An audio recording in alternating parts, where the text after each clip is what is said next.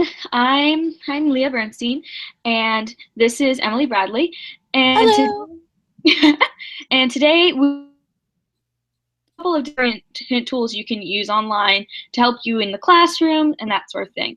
So I believe Emily was going to start us off today. So Emily, what do you have for us? Okay, so I have two different kinds of tools. I have the UDL Exchange and I have the CAST Science Reader. They're actually both developed by CAST, but they're a little different. So we're going to first start off with the UDL Exchange.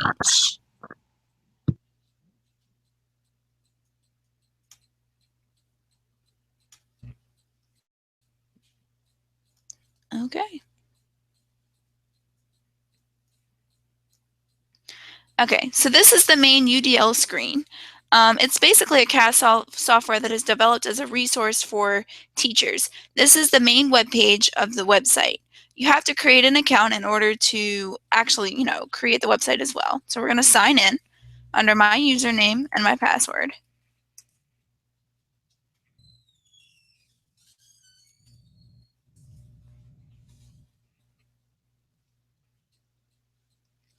Okay, so this is the main screen of it, and we're going to begin with the three different features listed at the top of the screen. So we have the browse, the build, and the feature guide. The browse is basically, it's a feature that allows teachers to create lesson plans. I'm sorry, let me get that backwards. The browse feature is a sharing feature for teachers that allows them to share their lessons with other teachers or other people who want to use the lesson. This option is great for teachers. They give a chance to give ideas off of others in order to use for their classroom. This allows you to share other sources as well inside of these. So we're just going to click open Edition and see what it has. As you notice, she has just your basic description, and she has the grades 1 through 2, and then she has her lesson plan, and then it gives different assessments that the teacher is going to use. And then it shows the different things that they will do here. And then she didn't have a resource. However, on my lesson plan, I did include a resource. Okay, so we have the build feature. The build feature allows teachers to create lesson plans. The tools will allow you to use standards that align to the Common Core curriculum. If you click the small pencil on each, so we're going to go to first, we're going to go to new lesson. We'll just enter in a name and just put hi. And this allows you to edit each section. And it gives you the description, it gives you little notes about what you can put in there, and it tells you briefly describe the lesson topic. It tells you exactly what to put in there so you're not confused, and then it indicates the time. So it's pretty much the same for the rest of it, except here you really don't have any writing selections. You would just choose different selections that you would want and the grade levels you would want.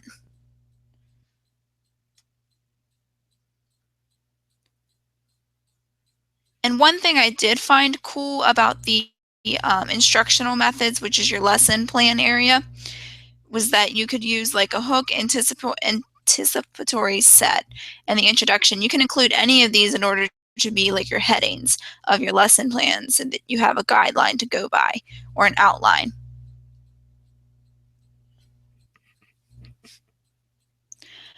Okay, so you would need to obviously fill each of them out. And that's pretty much it on the build section. So we're actually going to look at an already made lesson of mine.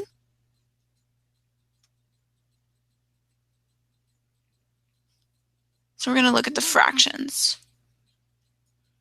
Okay, as I put here, we have the duration of time. This is a completed lesson plan. And it also has an author's reflection where you can basically what you reflected on in the lesson as you created it.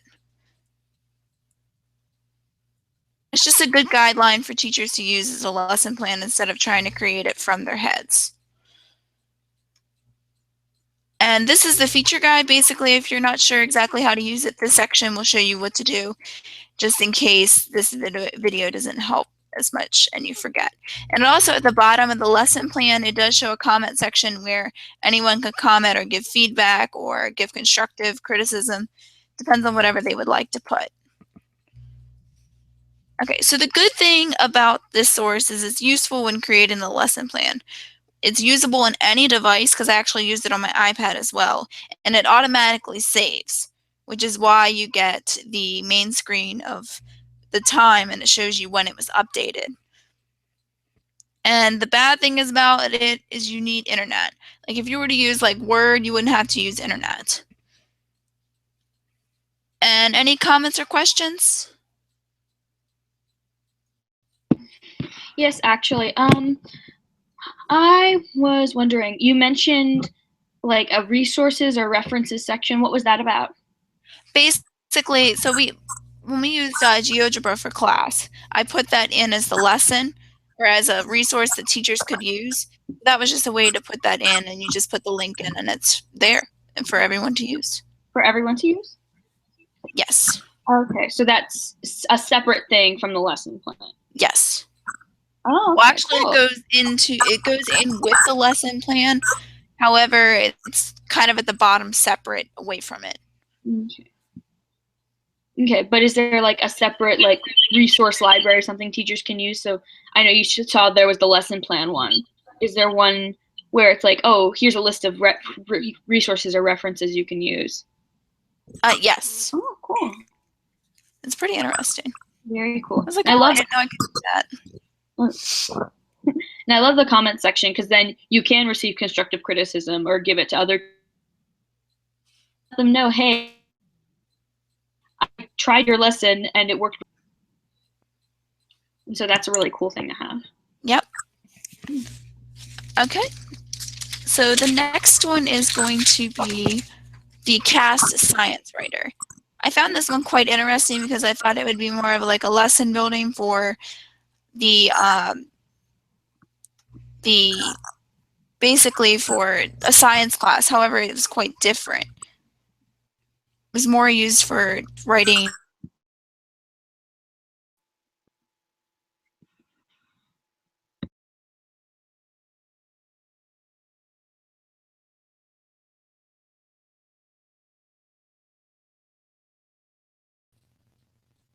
Are you there? Okay. Okay, so this is the CAST Science Writer. I've already pulled it up to where we can look at the project name. I've already created a project just to show what you can do with it. So basically, this is where you can ask a specific question in order to look at a research question based on a science name or a science. Actually, we're just going to create a project. Give me 1 second to sign in.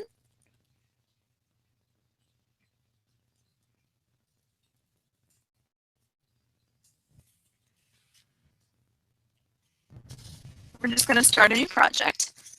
There's a little guide right up here when we'll usually goes under the Elko's hint, and he'll pop up on the sides, and you'll see him, and he'll give you little hints. So we can probably play that, and he'll pop up right over here.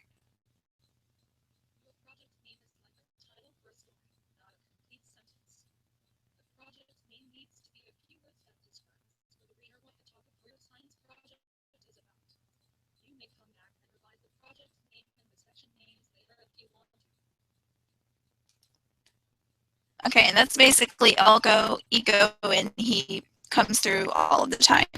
And another thing I found cool about this site is that it does speech to text if you do need the additional help. So we're just going to call this astronomy.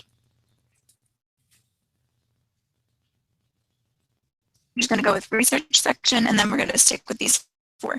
It also does give you like different options that you can choose depending on what you need. That's really all you can pick for the result. So we're going to go to next.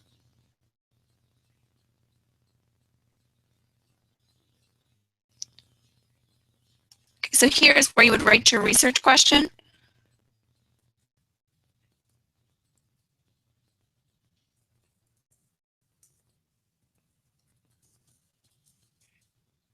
We're just going to use how long does it take the Earth to orbit the sun, even though you just necessarily wouldn't do a research question on this to find out how long. However, this would give you just something to start off with.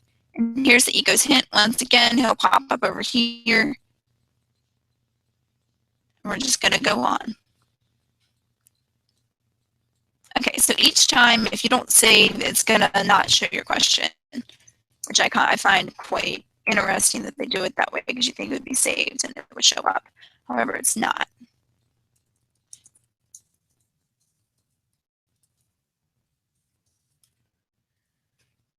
You just check one each time, and then you click next. Make sure you read them. It shows you just basically a simple description of what you should put in this section. And we're just going to put blah, blah, blah this time.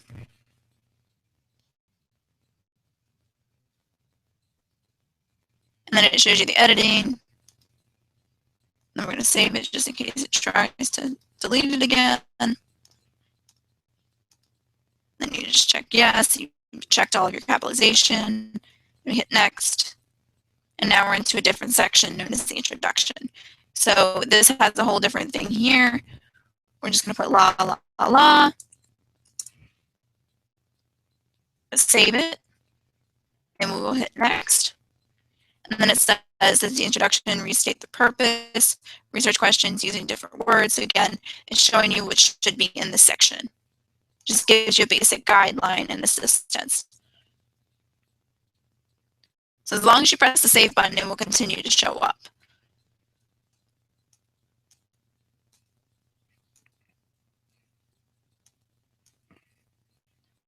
So you check these once again and then move on. And it's the same for the methods. And then once you get to the results and the conclusion, it's also the same. Save this. Quite repetitive. And then check again, just to give yourself a little check mark. And then for each section, it's different for what needs to be in there.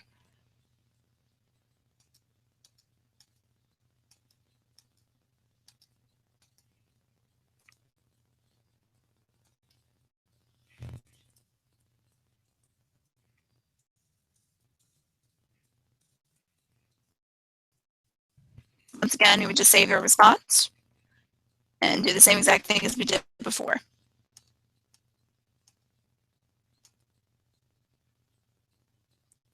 Okay, so one feature I do want to show you real quick is Max and Sam's report. And they're basically the same thing.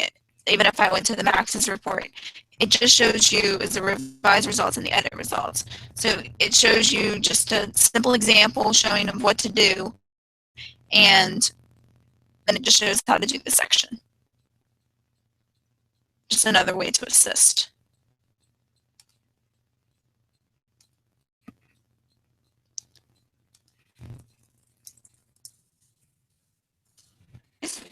Save once again.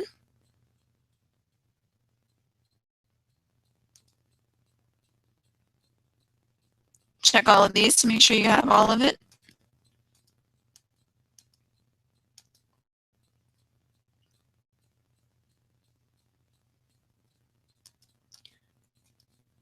Okay, so this is the last part of your lab itself.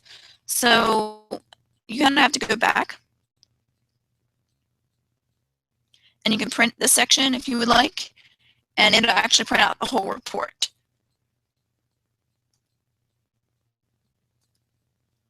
We're just going to go back to Project Home, and it will be saved.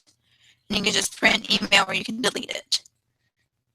The interesting thing I found out about this is it was very tedious at certain points. However, it's very useful for a student who doesn't know exactly how to write a lab report. It doesn't have a guideline to go by. So this doesn't have to exactly be used for teachers. It can actually be used for students in science. So this little section, it really helps the student know what to look for. And it's actually kid-friendly with the little characters, which really helps. And it can be used on any device. However, the negative thing is you're going to have to use internet once again. And they do have to create an account, and the account is free. So that is one good thing for this. So this is more of a student's resource.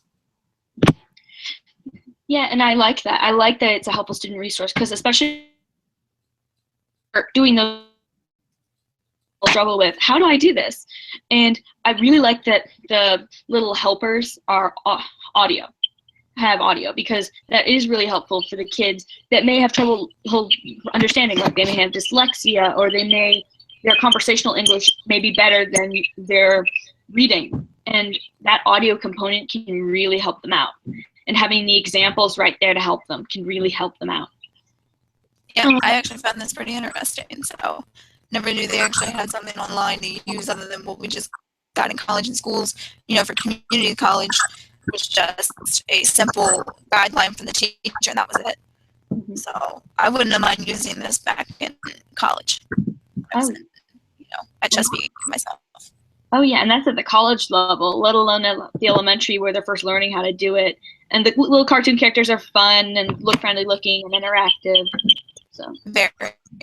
And so that's really good for the kids. Yes. Any comments or questions discussed? There was one button I saw that you didn't really go over. It was in like the last couple sections, something about like, I forget what it was, but of course I'm blanking about it now, but about like getting help getting started or something like that. Actually, can we look at that real quick and then I can find out? Because I don't even think I researched it myself. That helps me. No, you're fine. It was just something I noticed, and I was like, oh, what does that do? Okay, it's not letting me share. All right, so I'll actually just look myself real quick. You said it was in the last couple sections, correct? Correct.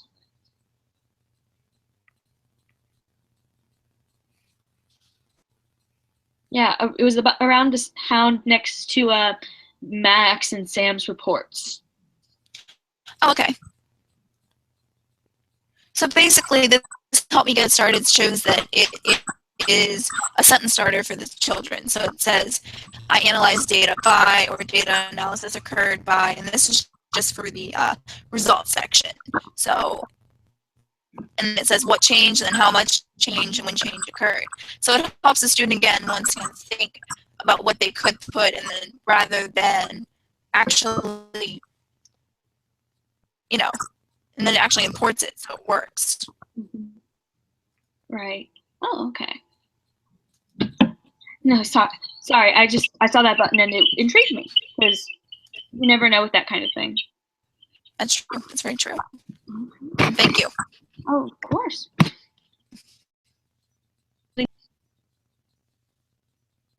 So you have had your turn. Now it's mine. So the two tools I'm going to be going over is UDL Book Builder and Ruby Star. So I'm going to start with the UDL Book Builder, because one is very similar to the one what you were working on. Okay, so this is UDL Book Builder, and I've used this tool in the past and I really liked it because it has a lot of options to it. So what you can do is you can look at these model books and public book sections. And so we'll click on the public library book section. And basically you can look through it and it has all these books available to you. So like Bud Not Buddy, chapter 1, and you could click on read and take a look at that. Like here, I'll click on it. And you can see, oh, it's Bud Not Buddy, and there's a picture, and it tells you audio component. Bud Not Buddy, Chapter 1 Summary, adapted by Kelly Warwick. But yeah, and this particular one is a summary, but there's a you can do with it. You can put a whole book on here, and this site also has a lot of little, what they call like coaches to help move along, like Sam and Max's reports to help move along the science builder. You can choose coaches if you're building a book to help you give the kids hints and other resources. And so you can search something. You can search it by title, author, illustrator, or by a particular school group. You can look for a specific grade level, a content area like math or science, genre, like a lot of schools are focusing on nonfiction. You could look at that. Or even if you're looking for her books in a different language, like maybe you have a lot of ESOL students that speak Spanish, you could find something for them. And that model books is pretty similar to that. It's just a lot more about books that aren't really published. People have written them themselves, sort of thing. And go back to the home page. And the shared book section, here I'll click on it just to show you. I don't have any shared books because I have not shared any books, and no one has shared books with me. But the idea is that you can look at it and share books with your peers. So if you are let's say all the teachers in your school has one of these accounts, and you find one that you think would work really well for grade level 3, you can share it with the teachers in that grade level, and then maybe they can share something that's really good for your 2nd grade classroom back to you. And there's even a little tip thing here to give you all sorts of information, like, oh, consider using these books in the classroom to support your curriculum. And there's another a listening component. Consider using these books in your classroom centers to support themes. And I like the listening component a lot because that's really helpful for those who may have trouble reading or other things like that. And the really big thing about Book Builder that's really cool is you can create your own book, whether that's a book of your own creation or putting a book that your class is reading up based on summary, that kind of thing. So as you can see, I've worked with this site before, so I have a few things in here. But we're going to click on Start a New Book. And so you have all these fields you need to fill out. So like book title, computers, and the author. That would be me. And you can also fill in illustrator, the original author if you're using published his work, or anything else. Like if you're posting something a student of yours wrote, and you could say it was adapted by this person. And you can put what school you're at or a specific group, content, what grade level you would suggest it for, language. And book orientation is just the way you view the page. So if it's long ways, it's like hot dog style or hamburger style sort of thing, like vertical versus horizontal. And then they have these little coaches. And so you can name the coach whatever you want, or you don't have to have coaches at all. And you can even choose how the voices sound. So like if you want a coach that is Spanish, you can have that for your students. Or you could have French or Portuguese, or just a female that speaks English, or a male that speaks English. You have all of those options. If you really wanted, you can even change the images and the icons for the coaches. So if the kids had a specific character they were very familiar with, you may be able to use that character here within your little story. And that is basically Book Builder. Any questions or comments or anything like that?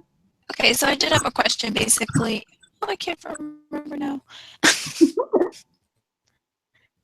So basically, this can be used for any book, or is it just, what kind of books do they put in there? Is it like published books too? Mm-hmm. From what I have seen, there are published books in there, but the majority is books written by teachers or students. Like a lot of things I have seen on there are like kids that have, or like short stories, and they speak the audio, so that to help them with their reading or language arts, that kind of thing especially for younger students. But I showed you Bud Not Buddy as a published work, and that specific teacher had used it to write a summary for her classroom so that her students could do it. So, yeah. Now, can students use this source as well? Yes, it is available to anyone with an account, and accounts are free. Okay. All right. That's all I've got. All right. Well, then we will move on to Ruby Star. Ruby Star I actually really, really like, because it's a very simple tool. Basically, you just create a rubric. So first, you can either find a rubric or create one. So I'll start with find a rubric. And it could be because you're looking for a rubric for a specific project. So I could say, oh, I am searching for a map rubric. So I could type in map and search.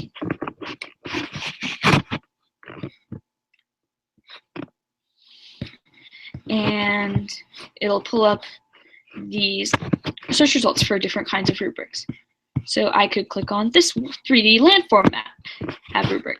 And oh, here's this 3D landform map and rubric. And the rubric is all here with the different categories, how many points are each category is worth, and descriptions on how to earn that point, when it was created, and that kind of thing. And you can print it out.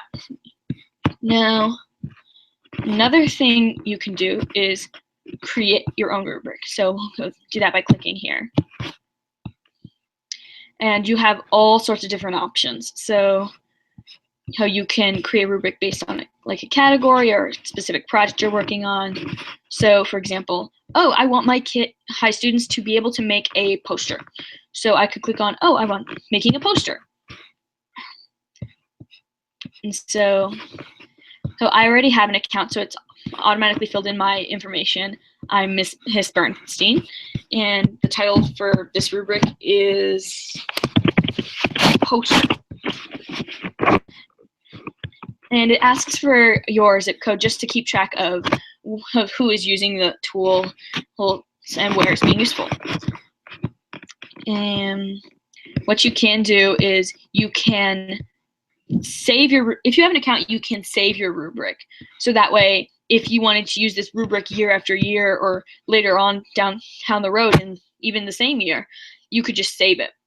So if I had an ongoing thing like, oh, an independent reading assignment, I could save that and print out multiple copies every month or so and hand them out to the kids and not have to worry about remaking it every single time. Or if this is like a one-time thing, you could make the rubric temporary and you can just print out the rubric you need, and then it basically doesn't exist anymore. You don't have to worry about, oh, did I save this into my account? And the temporary rubric you can make without an account, which is really cool. Because some people don't like to give out the information, and the temporary rubric allows teachers to be able to do that. You cannot save your rubrics if you don't have an account, but the temporary rubric is pretty cool. So this is the kind of layout you will get when creating a rubric. And the categories are lined up here, and these are the descriptions to get the certain number of points. And you can change those point values. So I may say, oh, this is 20 points, and that's the best you can do. And it's 15, 10, or 5.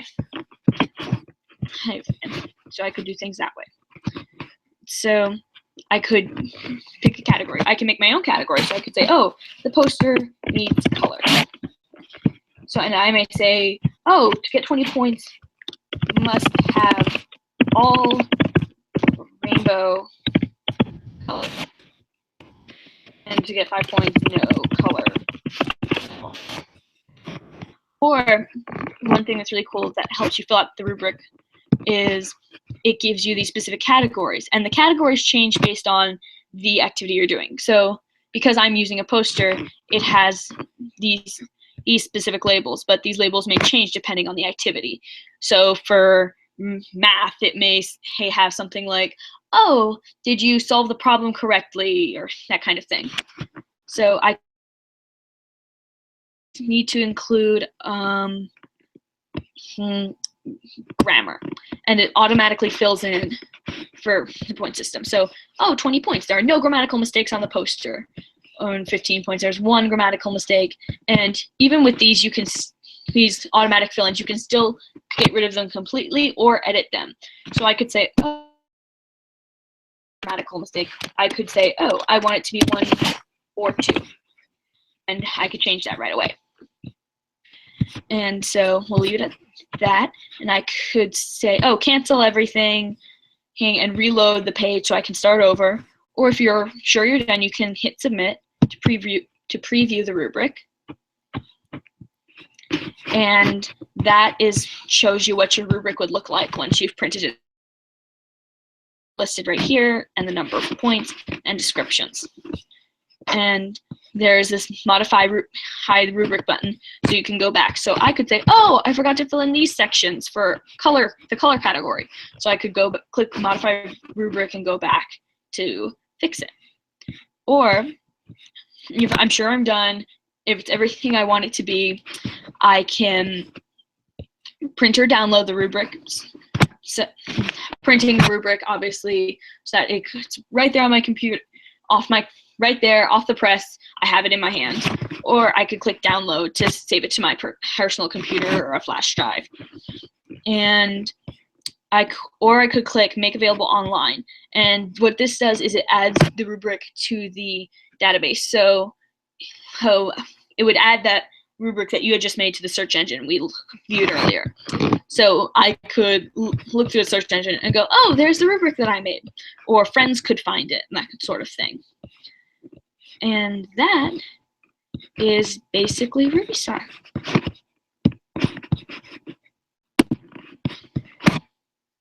Any comments, questions, anything like that? Do you think teachers use these a lot? Because looking when you were doing like the grammar, I noticed these are a lot similar to what we see on our rubrics. I honestly wouldn't be surprised because I have taught lessons in placement, and I've used it's really it makes it so much easier for you, because you could say, oh, I want to make this rubric for this reading project that the kids are working on. And, oh, I want this, and this category. Oh, it maybe needs one more category aside from that I can make custom. But it makes it so much faster. Because then you aren't making a table from scratch and typing it all out from scratch. It kind of helps you fill in the blanks a lot easier. Okay. Yeah. That's pretty much I have it on that one. Yeah, and that's what I've got. All right, so that concludes. That concludes this last Hangout, I guess. Yeah. Well, all right. Well, thank you for listening, and you'll hear it from us again soon.